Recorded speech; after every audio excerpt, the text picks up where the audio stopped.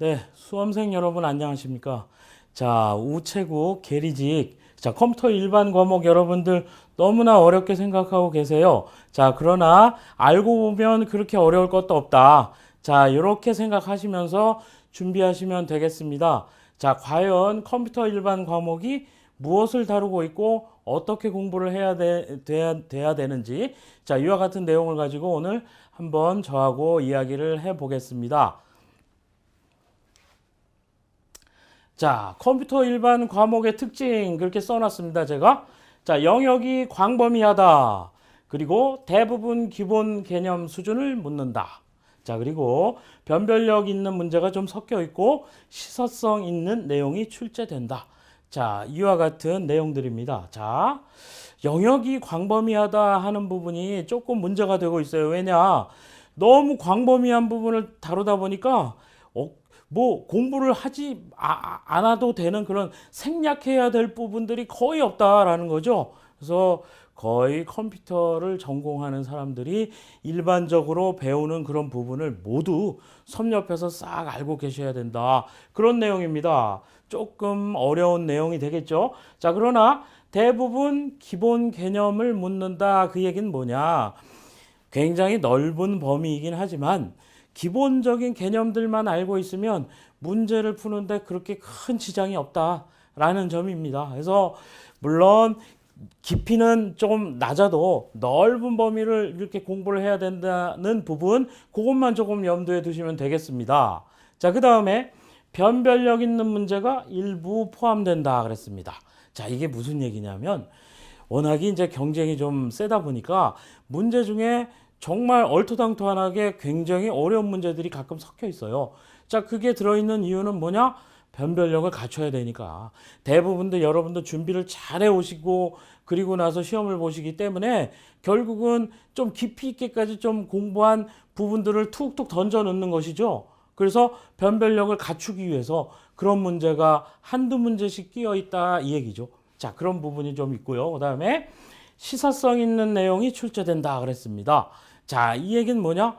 원래 컴퓨터 기술 그 환경 자체가 워낙이 이 급변하다 보니까 그때그때 새롭게 나타나는 그런 개념들이 있습니다.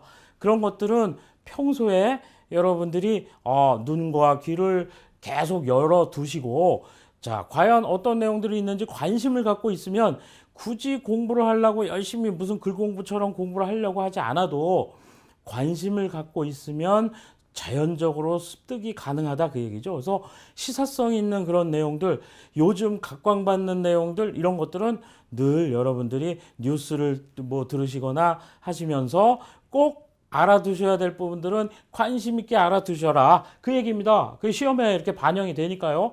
자, 그런 부분이 있다라는 점 특징으로 이렇게 컴퓨터 일반 과목의 특징으로 정리를 해봤습니다. 자, 이번에는요. 자, 본 교재와 인터넷 강좌의 특징 그랬습니다. 자, 보통 우리 시중에 나와 있는 교재들이나 그 인터넷 강의를 보면 대부분 그 정보 처리 기사와 같은 그런 전문적인 그런 시험을 준비하는 그런 그 내용들이 그냥 다짜고짜 그냥 바로 시작되기 때문에 처음 컴퓨터 일반 과목을 그 접하시는 분들한테는 너무 어렵게 느껴질 수밖에 없어요. 자, 그러다 보니까 눈높이를 조금 낮춰야겠다. 우리 계리직을 준비하시는 분들은 뭐 매우 다양한 분야에서 이렇게 활동을 하고 계시고 전공도 다루고 하고 그런데 대부분 뭐 컴퓨터에 대한 그 보통 그 컴퓨터를 다루고 하는 데는 크게 문제가 없지만 조금 깊이 있는 내용을 따로 공부를 하지 않은 분들이 많아요. 그러다 보니까 기본적인 내용부터 차근차근 그 눈높이를 낮춰서 들어가야겠다라는 생각이 들었습니다. 그래서 우리 교재에도 보면 그 기본적인 내용이 처음에 이렇게 그 갖추어져 있기 때문에 자, 컴퓨터를 처음 공부하시는 분들도 쉽게 도입하실 수 있도록 그런 배려를 좀 했다라는 부분이 가장 큰 특징이라고 할 수 있어요. 자, 그렇게 보시면 되고요. 기본 개념 확립하기 위해 쉽게 접근한다. 자, 기본적인 내용을 미리 알고 있다라고 전제하고 하다 보면 좀 소홀하게 되는 부분들이 있기 때문에 좀 쉽게 접근을 하려고 노력을 했습니다. 자, 그리고 능동적으로 개편을 해서 좀 그때그때 반영돼야 될 부분들은 좀 빨리빨리 좀 반영을 했다. 이런 내용이 좀 있고요. 그 다음에 예상 문제나, 그러니까 적중 예상 문제라든지 기출 문제를 좀 풍부하게 다루고 있다. 자, 이런 부분들이 좀 특징이 되겠습니다.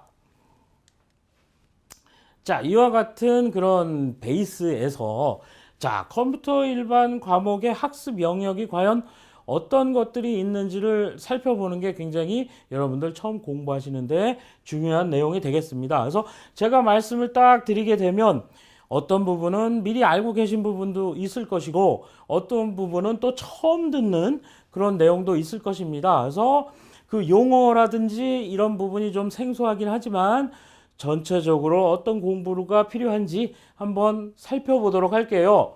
자, 영역을 보면 자, 우리 목차와 이제 마찬가지입니다만 컴퓨터 구조 일반 부분이 있고요. 그다음에 운영 체제, 그리고 데이터베이스 자료 구조 하나로 이렇게 묶어 있지만 사실은 데이터베이스나 자료 구조도 사실은 따로따로 떨어뜨려서 공부할 수 있을 만큼 굉장히 범위가 넓은 범위입니다. 자, 그리고 컴퓨터 네트워크, 그 다음에 프로그래밍 언어. 자, 여러분들 너무 어려워 하시는 부분이죠. 그리고 소프트웨어 공학과 멀티미디어, 그리고 마지막으로 PC 운영 체제, 그리고 응용 프로그램. 자, 이와 같은 순서로 해서 저희가 영역을 쭉 나누고 있고요. 자, 컴퓨터 구조 일반 그러면 컴퓨터에 대한 구조적인 부분, 그리고 각종 그 어떤 부품들, 중요한 부품들에 대한 그런 내용, 그 다음에 그것이 어떤 기능을 하는 것인지, 자, 이와 같은 내용들입니다. 그래서 중앙 처리 장치, CPU라고 하죠. 그리고 기억 장치, 입출력, 논리 회로, 그리고 자료 연산까지 포함이 되는 아주 광범위한 부분입니다. 자, 그래서 출제 내용도 굉장히 다양하고 나머지 부분들을 공부하는 데 있어서 굉장히 중요한 부분이 바로 컴퓨터 구조 일반 부분이기 때문에 여러분들이 굉장히 집중해서 공부해야 될 그런 부분이 되겠어요. 자, 그 다음에 운영체제를 보시면 자, 프로세서를 관리를 하고 기억장치 관리하는 것, 이런 것이 모두 운영체제가 하는 일인데요. 자, OS라고 하죠. 그래서 파일 시스템, 분산 운영체제, 상용 운영체제에 대한 전반적인 내용을 공부를 하게 되겠습니다.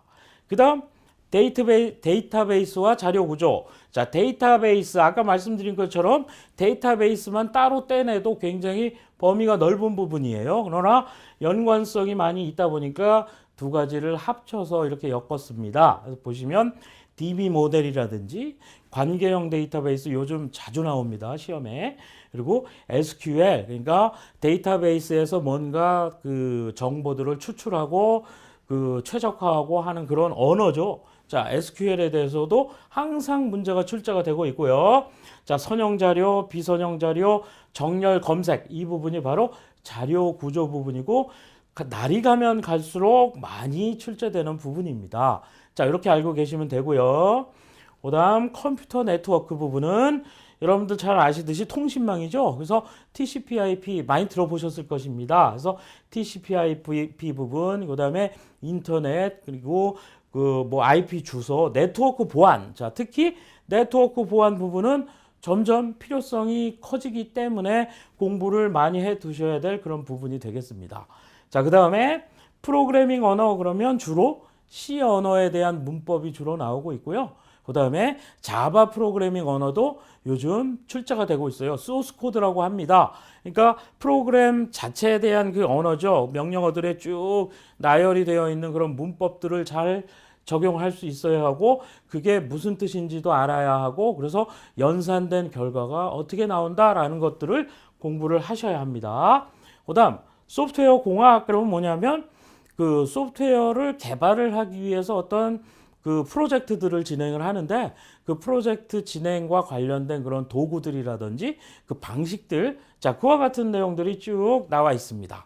그리고 멀티미디어와 데이터 압축 부분은 아직까지는 크게 문제가 나오지는 않고 있습니다만 파일의 뭐 용량을 계산을 한다든지 뭐 이와 같은 부분, 그 다음에 압축 기법 같은 거 잘 알아두실 그런 필요가 있습니다. 그리고 마지막으로 PC 운영체제와 응용 프로그램은 여러분들이 사용하고 계시는 윈도우, 자, 그리고 그 주로 엑셀, 그 스프레드시트 그 프로그램인 엑셀에 대해서 조금 깊이 있게 나옵니다. 특히 그 계리직에 그 여러분들 종사를 하시게 되면 필요한 그런 은행 업무와 비슷한 그런 쪽에 어떤 관련된 그 엑셀 그 함수들 좀 전문적으로 좀 알고 계셔야 됩니다. 그래서 보통 가장 많이 사용하는 그런 함수들뿐만 아니라 은행에서 주로 사용하는 그런 뭐 예를 들어서 뭐 복리 계산을 한다든지 이와 같은 부분들 좀 전문적인 그런 펑션들도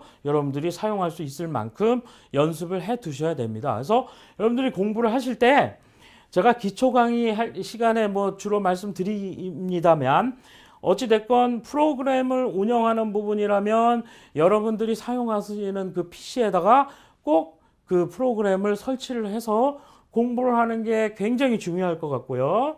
자, 그 다음에 뭐 윈도우 같은 경우는 여러분들이 보통 사용하고 있는 거니까 평소에 하시는 대로 알고 계시면 되고 굳이 뭐 따로 이렇게 뭐 윈도우의 그 어떤 실행 명령어 같은 것들은 조금 그 신경 써서 공부를 하셔야 되는 그런 부분이 있습니다. 자, 그 다음에 프로그램 언어 같은 경우는 가장 좋은 방법은 여러분들 PC에다가 프로그래밍 언어를 그 에디팅하는 에디터들이 있습니다. 그러니까 우리가 뭐 워드 프로세서처럼 명령어들을 쭉 나열을 해서 실행을 시키고 컴파일링을 시키고 하는 그런 부분들이 있는데 자, 그와 같은 내용들을 직접 여러분들이 아주 쉬운 소스 코드를 이용을 해서 몇 번 돌려가면서 하시게 되면 공부에 큰 도움이 되실 것입니다. 그래서 아까 초에 말씀드린 것처럼 시사적인 내용, 즉 늘 그 귀와 눈을 열어서 시사적으로 새롭게 대두되는 그런 어떤 컴퓨터 용어들, 자, 이런 부분들도 여러분들이 늘 그 신경 써서 공부를 하셔야 되는 부분도 있지만, 자, 프로그램을 직접 실행해야 되는 부분들은 여러분들 직접 실행하시고, 나머지 부분들은 자, 조금 어려운 부분이 있지만 차근차근 저희 강좌와 함께 이렇게 공부를 하시면 크게 어려움이 없을 것입니다. 자, 이제부터 강론에 들어가 볼게요. 자, 우선 제일 먼저 컴퓨터 구조 일반 영역 부분입니다. 자, 출제 경향을 쭉 저희가 분석을 해봤어요. 여태까지 뭐 20문제씩 5회에 걸쳐서 나온 것들 총 100문제를 쭉 분석을 해봤더니 이 영역에서 컴퓨터 구조 일반 영역에서 나온 부분이 22문제나 됩니다. 자, 이 정도의 비율이면 굉장히 높은 비율인데요. 22%에 달하고 있어요. 자, 그렇기 때문에 자, 가장 중요하게 여러분들이 공부를 해 두셔야 될 부분이다. 왜? 이 부분을 잘 해 두시면 후속으로 나오는 그런 영역 부분들은 전부 쉽게 하실 수가 있다. 그래서 굉장히 가장 뭐 열정을 바쳐서 공부를 해야 될 부분 중에 하나다. 이렇게 생각하시면 됩니다. 자, 주요 출제 부분 보면 중앙 처리 장치, 자, CPU가 어떤 일을 하고 있고 내부 구조가 어떻게 되어 있고 뭐 그와 같은 내용들입니다. 중요하죠. 그다음에 기억 장치도 이제 종류나 뭐 이런 그 피상적인 부분도 있지만 그 어떤 특징들도 갖춰야 되고 기억 장치들을 어떻게 운영하는가 부분은 자, 운영 체제 부분에서 다루는 부분과 그다음에 이 컴퓨터 구조 일반 영역에서 다루는 부분이 겹치는 부분이 좀 있는데 잘 알아두셔야 될 굉장히 그 출제 빈도가 높은 그런 부분입니다. 자료 연산, 자, 자료 연산 부분은 자, 그 부울대수를 비롯해서 그 어떤 대수적인 그런 부분을 통해도 마찬가지고 이진법, 16진법 뭐 이와 같은 10진법과의 그런 진법 연산이라든가 이런 부분까지도 다 여러분들이 수학 공부하듯이 잘 갖춰 두셔야 됩니다. 그리고 중요한 거 최근 IT 기술은 바로 이 컴퓨터 구조 일반 영역에 포함된다고 봐야 합니다. 자, 새롭게 대두되는 용어들이라든지 새로운 기술이라든지 어떤 경향, 자, 이와 같은 것들은 늘 여러분들이 관심을 갖고 공부를 해 두셔야 되는 부분이다. 그렇게 보시면 되겠어요. 그래서 집중적으로 공략해야 될 대상은 자, 중앙 처리 장치 부분은 인터럽트 처리. 자, 컴퓨터가 갑자기 멈추는 경우, 자, 어떻게 처리가 되느냐, 이와 같은 부분이 필요하고요. 주로 이제 스택 연산 같은 게 자주 나오고요.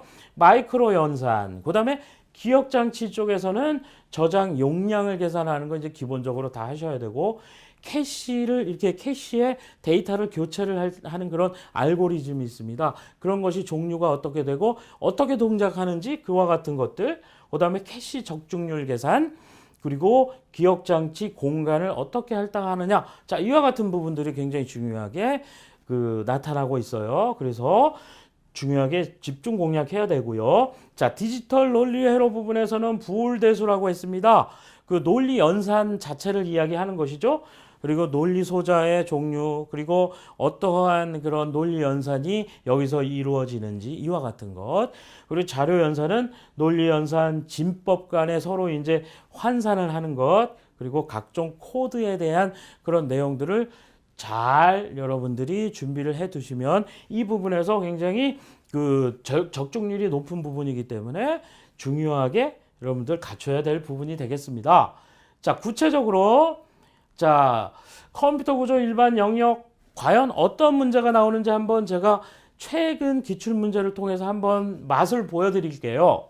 자, 2016년에 출제된 내용인데 보기의 설명에 해당하는 기술로 가장 적절한 것은, 자, 그렇게 해놓고서 서비스 모델은 IaaS, PaaS, SaaS. 자, 들어보지 못한 그런 내용일 것입니다.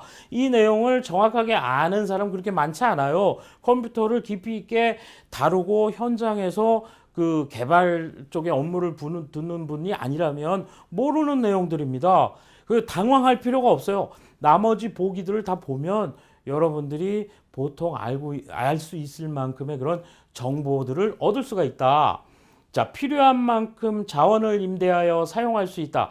좀 친숙한 내용입니다.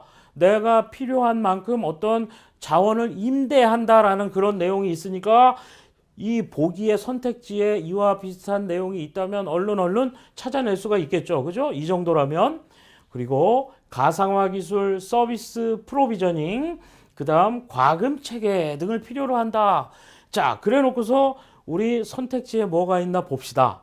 자, 보니까 빅데이터. 자, 요즘 굉장히 많이 회자되고 있는 그런 기술입니다. 그리고 딥러닝 또한 여러분들이 많이 들어본 내용입니다. 대충 어떤 내용인지 알고요. 자, 사물 인터넷. 자, 굉장히 중요한 내용이 되겠죠. 자, 클라우드 컴퓨팅. 자, 이 중에서 가장 막감는 것은 바로 4번이라는 걸 금방 알 수가 있어요. 자, 빅데이터 그러면 요즘 그러니까 굉장히 소비자들이라든지 아니면 여론의 향방을 알기 위해서 빅데이터, 굉장히 방대한 데이터들을 모아서 그것을 분석을 해서 그런 어떤 경향을 분석해내는 그런 기술이죠. 자, 그러면 뭐 과금 체계니 뭐니 이런 거하고 상관이 없죠.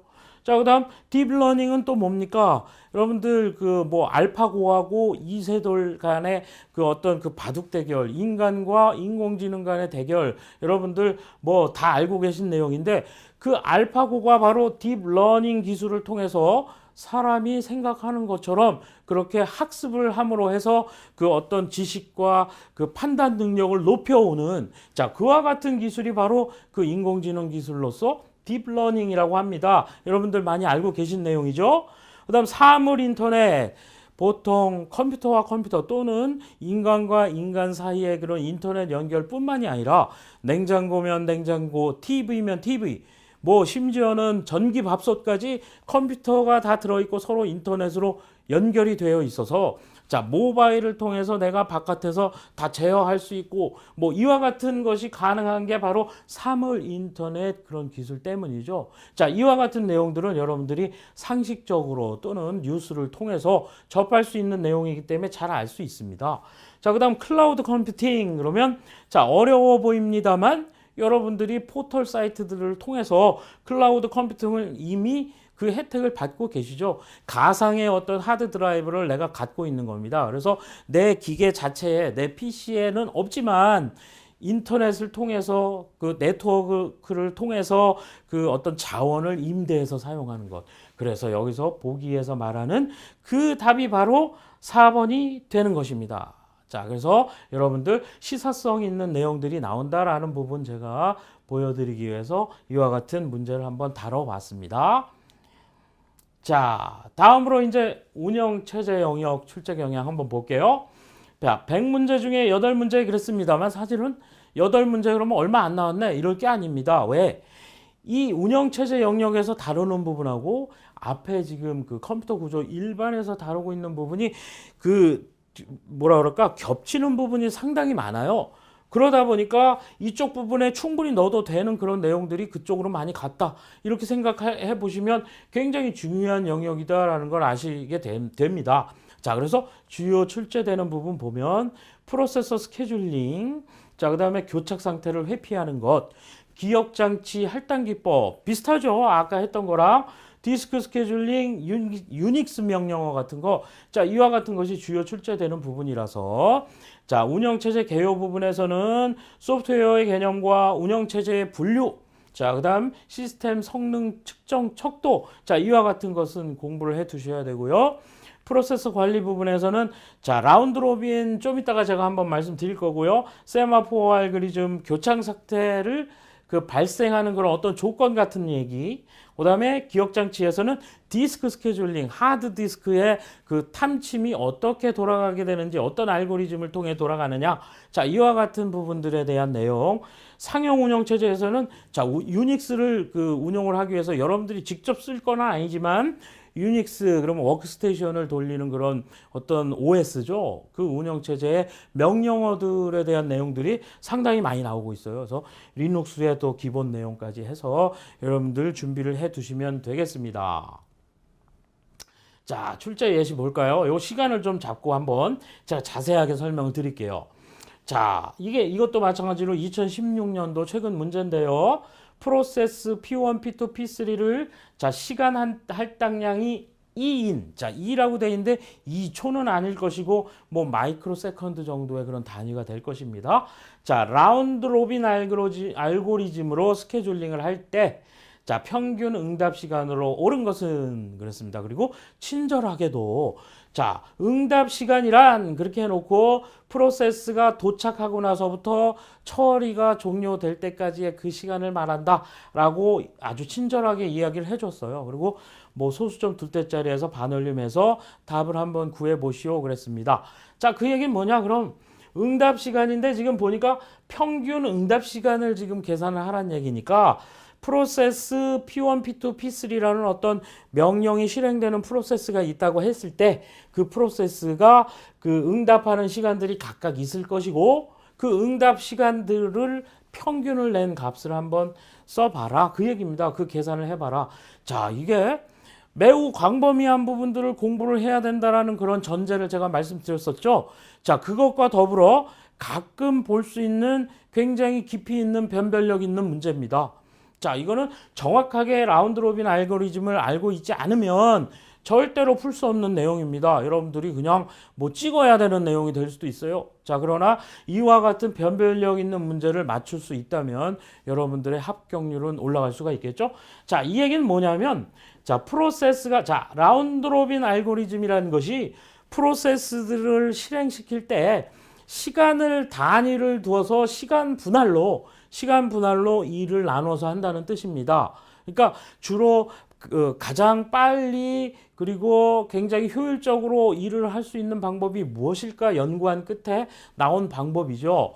자, 무슨 얘기냐면 프로세스들이 기본적으로 필요한 실행 시간들이 있습니다. 좀 프로세스가 좀 복잡한 거다 그러면 실행 시간이 오래 걸리고 간단한 프로세스다 그러면 시간이 적게 걸리는데 그것들이 시간이 제각각인데 그것을 그냥 순서대로 처리를 했다가는 굉장히 지연이 될 그런 공산이 있습니다. 굉장히 큰 그런 프로세스가 들어왔을 때는.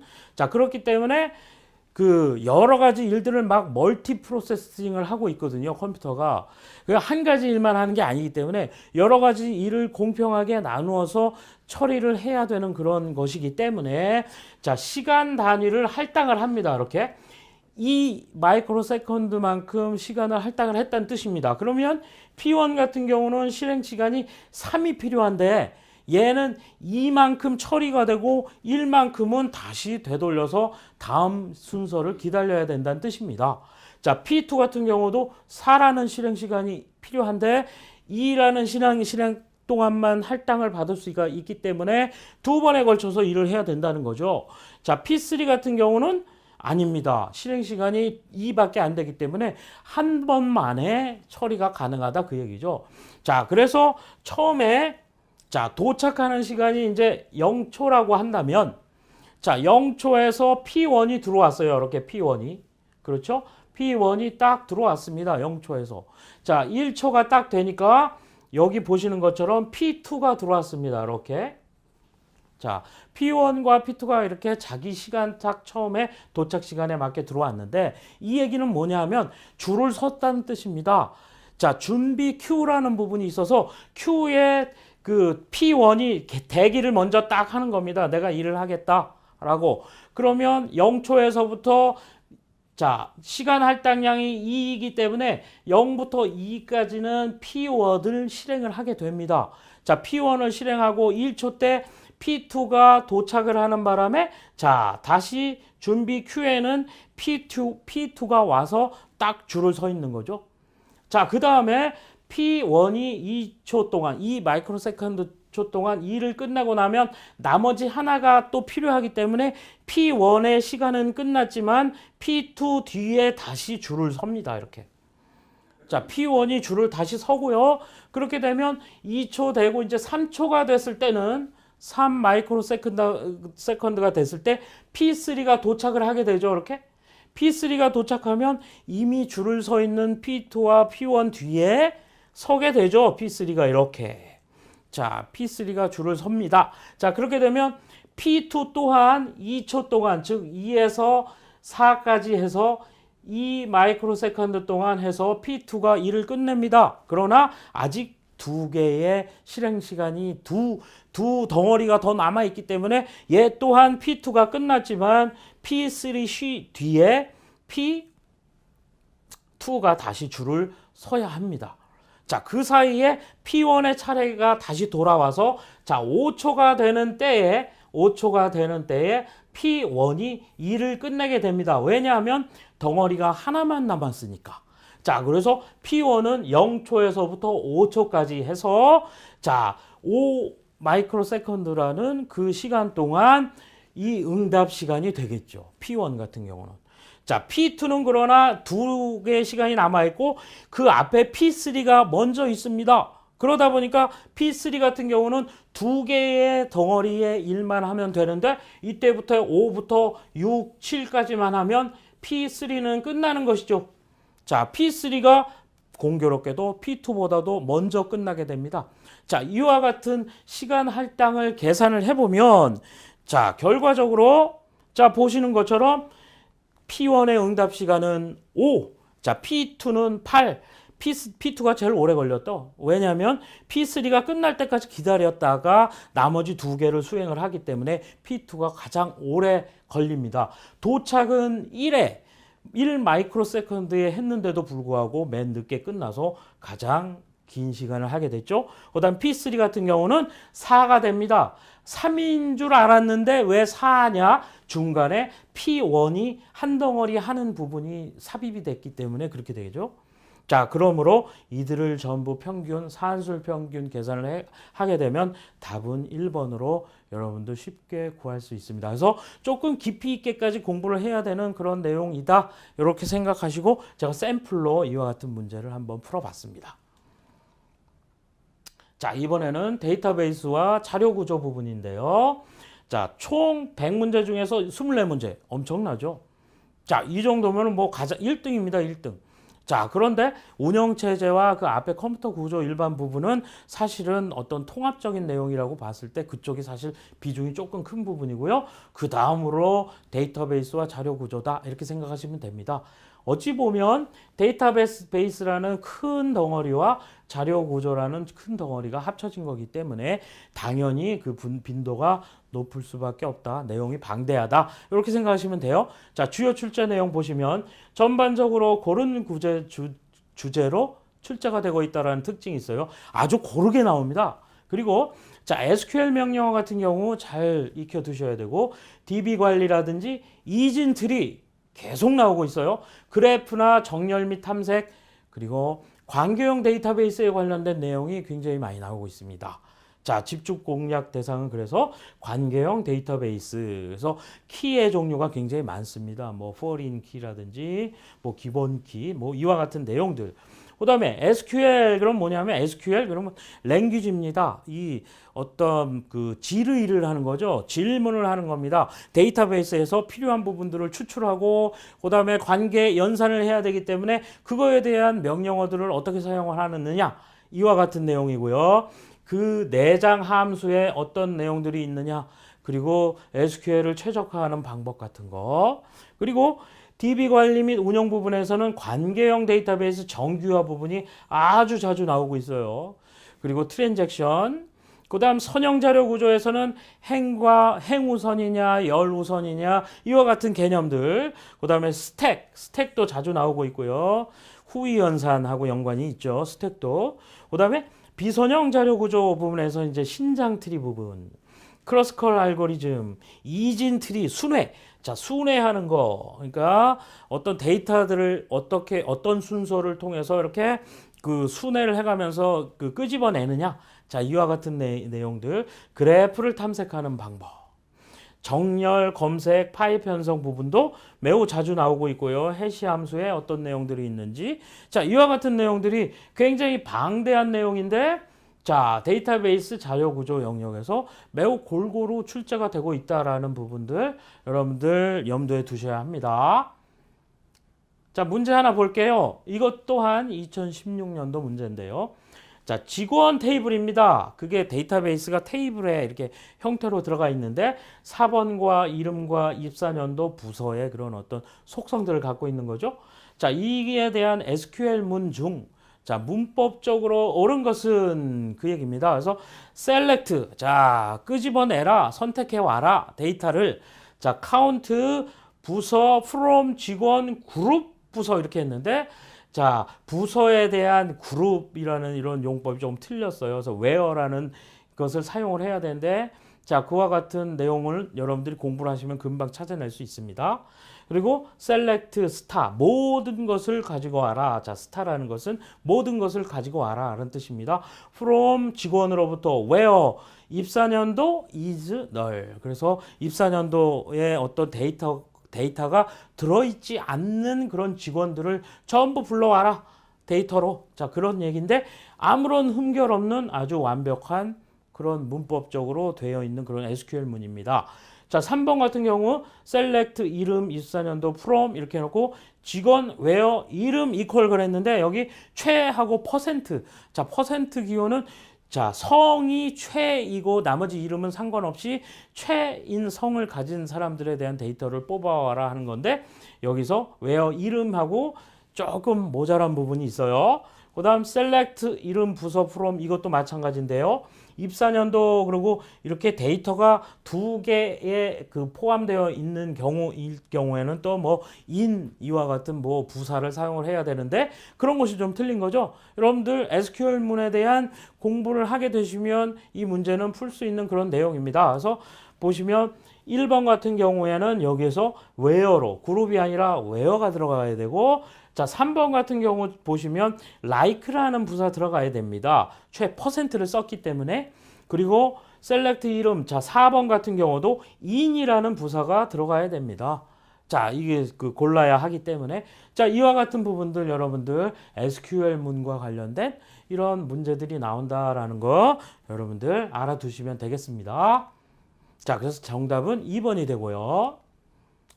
자, 이번에는 자, 컴퓨터 네트워크 영역 부분입니다. 이 부분도 17문제 그러면 17% 굉장히 높은 부분이죠. 그래서 TCP, IP, 자, IP 주소 체계 부분이 굉장히 여러분들 중요하게 나타나고 있고요. 그 다음에 네트워크 보안도 굉장히 또 이것과 관련된 신기술도 새로운 해킹 기법이라든지 이런 것도 여러분들 시사성 있게 공부를 해 두셔야 됩니다. 그래서 집중 공략 대상 보면 기반 기술 그래서 IPv4, IPv6 앞으로 IPv6가 더 이제 확산을 할 텐데 이 내용에 대한 뭐 그 어떤 체계들 주소 체계죠. 그다음 데이터 통신의 흐름 제어 조금 어려운 부분이지만 이런 것도 나고요. OSI 모델 그래서 계층적으로 이렇게 그 네트워크에 대한 그런 영역들이 있어요. 그거에 대한 기본적인 내용들을 알아두셔야 되고 네트워크 토폴로지라든가 어떤 구조로 계층 구조냐 아니면 버스 구조냐 뭐 이와 같은 내용들입니다. TCP/IP 그리고 인터넷의 TCP/IP 주소 체계 굉장히 중요하죠. 그다음에 네트워크 보안 부분은 날이 가면 갈수록 여러분들 계속 그 중요하게 그 다뤄지는 부분이기 때문에 공부를 해 두셔야 되는 그런 부분이 되겠습니다. 자, 여기서도 예시 문제 한번 볼게요.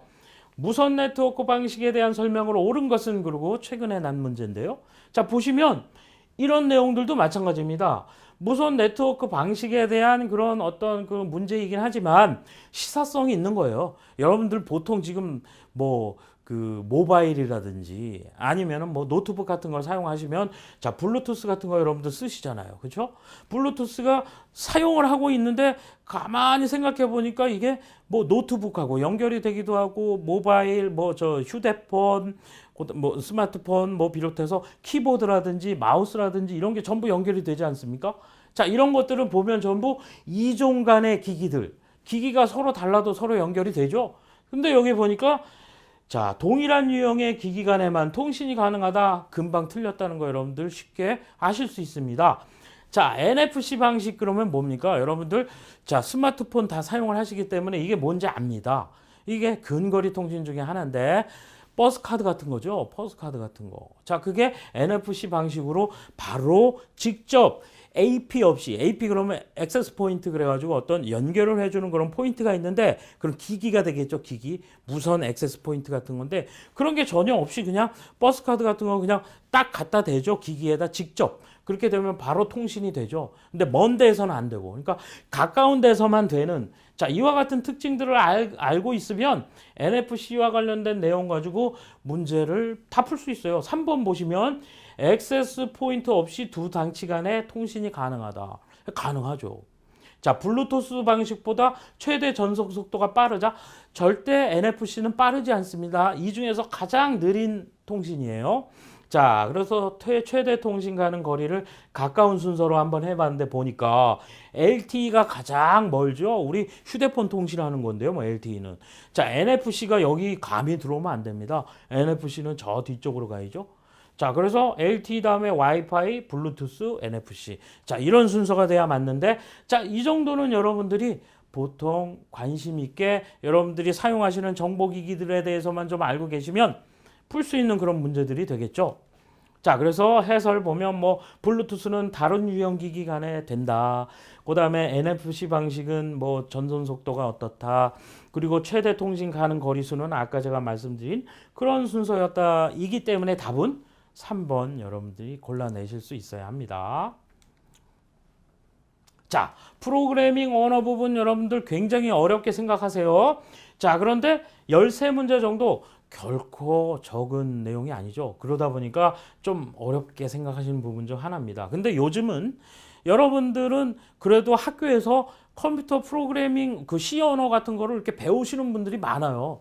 대학에서도 그렇고 고등학교에서 학창 시절에 여러분들 배우신 분들이 많습니다. 그래서 그 잘 하시는 분들도 많아요. 그래서 자, 이런 내용들 나온다라는 거 보시면 되겠고요. 주로 C 언어 문법이 가장 많이 나오죠. 그래서 C 언어가 사실은 모든 프로그래밍 언어의 요즘으로선 프로그래밍 언어의 기본이 되기 때문에 C 언어에 대한 문법은 여러분들이 기본적으로 갖추셔야 되고요. 그다음에 객체 지향의 그 개념 자체도 알고 계셔야 됩니다. 아울러서 요즘 자바 그 소스 코드까지 요즘 등장을 하고 있으니까 자바와 C에 대해서는 여러분들이 공부를 해 두셔야 됩니다. 그래서 C 언어 중에서도 조건문이라든지 연산 뭐 증감 연산이나 논리 연산 같은 거 그리고 순서도 조건식 판별 이와 같은 내용들 자바를 통해서는 기초 그 객체 지향 부분들에 대한 내용이 같이 이렇게 그 융합이 돼서 나오는 경우가 많이 있어요. 그리고 웹 개발 언어도 여러분들 잘 알고 계셔야 됩니다. 자, 위와 같은 내용들인데 최근 문제 한번 보면 최근엔 또 이런 문제가 났어요. 물론 소스 코드에 대한 내용들이 많지만 그 내용을 요번 그 뭐 개론 시간에 제가 그런 말씀드리긴 좀 그래서 자, 최근에 프로그래밍 언어에 대한 설명으로 옳지 않은 것은 그러고 나왔습니다. 자, 보니까요. 오브젝티브-C나 자바나 C# 같은 거 요즘 굉장히 많이 사용하고 있는 객체 지향 언어들입니다. 자, 그렇기 때문에 이런 것들은 자, 기본적으로 프로그래밍 언어를 공부를 했다. 그러면 객체 지향 언어가 뭐가 있고 이런 거에 대해서는 공부를 하시게 되기 때문에 기본적인 내용이 되겠습니다. 자, 그다음 파이썬이라고 요즘 각광받는 그런 그 언어가 있는데요. 자, 파이썬은 정적 타이핑을 지원하는 컴파일러 방식 언어이다 그랬는데 아닙니다. 자, 파이썬의 가장 큰 특징이 뭐냐면 타이핑이라는 게 있어요. 타입. 그러니까 어떤 그 변수의 그 정의를 할 적에 타입을 지정을 합니다. 자, 그런 지정을 보통 우리가 C 언어에서 하는데 파이썬 같은 경우는 이거를 동적으로 할 수 있어요. 그래서 타입을 지정을 하지 않아도 그때 맞게끔 이렇게 그 어떤 매칭이 되는 그러한 기능이 있는 그와 같은 언어고 얘는 컴파일러 방식이 아니라 인터프리터 방식의 그런 언어입니다. 그래서 파이썬에 대한 기본적인 내용만 알고 있다면 풀 수 있는 내용입니다. 자, 그리고 ASP, JSP, PHP. 자, 이와 같은 거 전부 인터넷상에서 그 웹을 개발을 하기 위해서 그 쓰이는 그런 건데 서버 측에서 실행이 되는 거죠. 이거는.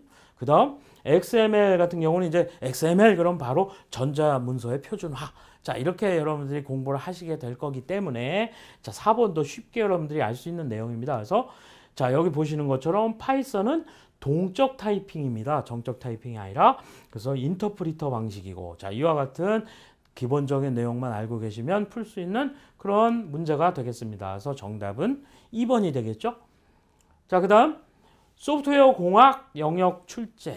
자, 이쪽 부분은 빈도가 그렇게 높지는 않아요. 자, 프로젝트를 수행하는 데 있어서 어떤 그 도구들이 사용이 되느냐 그런 내용들인데 자, 시스템을 모듈화하는 그런 개념이라든가 객체 지향 모델링도 여기에 포함이 되고요. 프로젝트 관리와 소프트웨어 품질 관리 부분이 요즘 나고 있습니다. 그래서 집중적으로 해야 되는 부분이 프로토타이핑 모형 같은 거 잘 이해를 해 두셔야 되고요.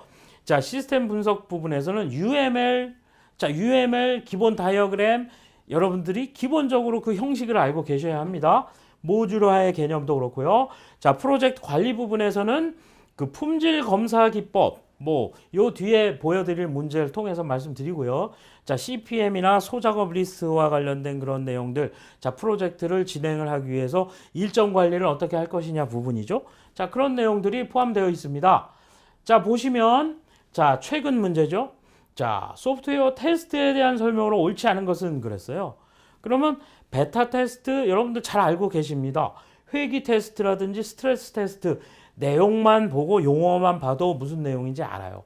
자, 여기 보시면 화이트 박스 그래가지고 얘기가 나왔는데 자, 화이트 박스가 있으면 블랙 박스가 있습니다. 자, 화이트 박스와 블랙 박스의 차이점은 뭐냐? 블랙 박스는 내부를 들여볼 수 없다는 뜻이고요. 화이트 박스는 내부를 훤히 들여다볼 수 있다는 뜻입니다. 그래서 그 모듈의 내부까지 볼 수 있게끔 해서 상세하게 그 기능을 점검하는 게 화이트 박스입니다. 그래서 이 내용에 이 앞에는 화이트 박스가 아니라 블랙 박스라고 들어와야 맞는 내용이 됩니다. 그래서 옳지 않은 것이 3번이 되겠다라는 거 여러분들 이와 같은 문제들이 나오고 있다라는 부분 알아두시면 되고요.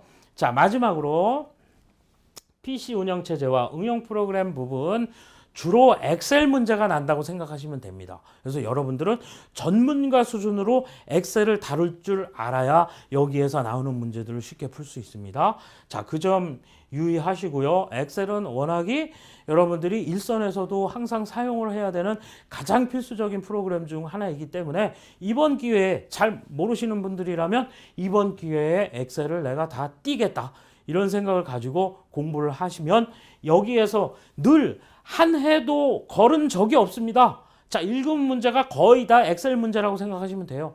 자, 그래서 엑셀은 여러분들이 신경 써서 공부를 해 두셔야 된다라는 거죠. 특별히 기본적인 그 함수들, 자, 기본적인 함수라고 했습니다만 여기에 보시는 FV 함수 같은 거 기본적인 함수 아닙니다. 이거는 은행 같은 데서나 쓰는 거죠. 복리 계산을 이자 계산하는 거. 자, 이와 같은 것들은 여러분들이 잘 알고 되셔야 되고, 자, 절대 참조, 상대 참조의 그런 그 다른 점, 자, 이와 같은 것들 여러분들 준비해 두시면 돼요. 문제를 하나 마지막으로 풀어볼게요.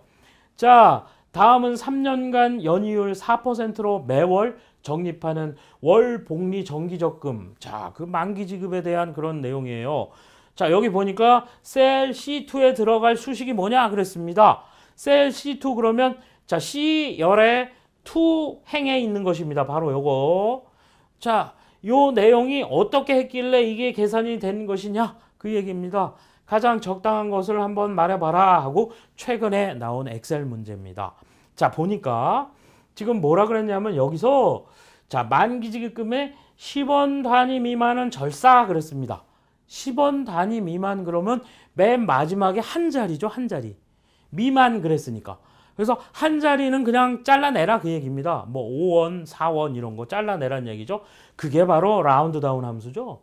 자, 라운드 다운 함수는 절사를 해줄 수 있는 그런 건데 마지막에 마이너스가 붙어 있는 그 뒷부분, 자, 마지막 마이너스 붙어 있는 게 그 자릿수입니다. 플러스가 붙어 있으면 소수점으로 가는 거고, 자, 정수 부분으로서 첫 번째 자리를 절사하기 때문에 마이너스 1이 와야 합니다. 자, 둘 중에 하나입니다. 지금 보면 10원 단지 그래서 두 자리인가 해가지고 이걸로 계산했으면 이건 틀린 거죠. 미만이라고 했기 때문에 한 자리를 절사해야 돼서 1번 또는 3번인데, 자, FV 함수 월 복리 계산해주는 FV 함수가 있는데 FV 함수가 값으로서 중간에 들어와 있습니다. 이렇게. 자, FV 함수가 그 계산에 의한 값이 일로 들어와야 되는데 보면 자, 형식은 이렇게 되어 있습니다. 자, 라운드 다운 함수는 수치와 자릿수, 제가 말씀드렸던 자릿수고, 자, FV 같은 경우는 맨 앞에 이율이 나오고요. 그 다음에 납입 횟수, 납입액, 현재가치, 납입 시점. 자, 이와 같은 건 생략이 가능하지만 이율과 납입 횟수 같은 것은 다 들어가야 합니다. 거기 내용에 보니까 자, 이율이 4%라고 되어야 하는지 그냥 4% 또는 슬래시 쳐있고 12 그랬는데 얘가 연이율 4%였기 때문에 연이율 그러면 12개월 동안입니다. 그래서 이 뒤에 첨자가 이렇게 슬래시 뒤에 12를 붙여주는 게 맞다. 자, 얼마나 자세히 이와 같은 인수들을 다 다뤄야 하는지 알겠죠? 그렇기 때문에 이 엑셀 부분은 여러분들이 전문적으로 공부를 하셔야 되고 특히 은행에서 사용하는 그런 함수들은 여러분들이 아주 집중적으로 공부를 해 두셔야 한다. 이런 점 마지막으로 말씀드리겠습니다. 그래서 정답은 3번이 되겠습니다. 자, 여러분들 수고 많이 하셨고요. 자, 지금 말씀드린 것처럼 너무 어렵게만 생각하실 것은 없다. 자, 그래서 컴퓨터 일반 과목을 준비하는 데 있어서는 시사성 있게 여러분들이 늘 눈과 귀를 열어두어라 하는 부분 필요하고요. 그리고 굉장히 광범위한 부분이지만 그래도 기본적인 개념들만 갖추면 쉽게 문제를 풀 수 있는 그런 내용들이 출제된다라는 점 마지막으로 말씀드리면서 저는 본 강의 시간에 또 여러분들 만나 뵙도록 하겠습니다. 자, 수고 많이 하셨습니다.